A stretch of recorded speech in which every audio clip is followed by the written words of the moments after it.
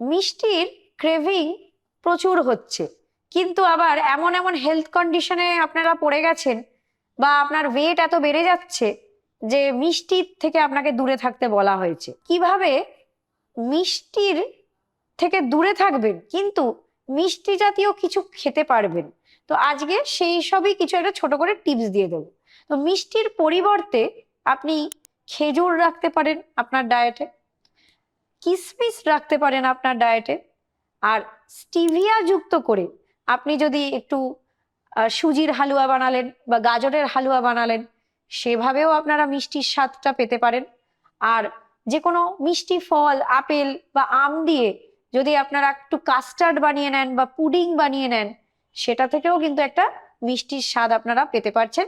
আর নয়তো simple fall কেটে, যে কোনো মিষ্টি ফল কেটে আপনারা খেয়ে নিন, সেটা থেকেও কিন্তু আপনারা মিষ্টির স্বাদ পেতে পারবেন। আর মাঝে মাঝে মিষ্টি খেলেন।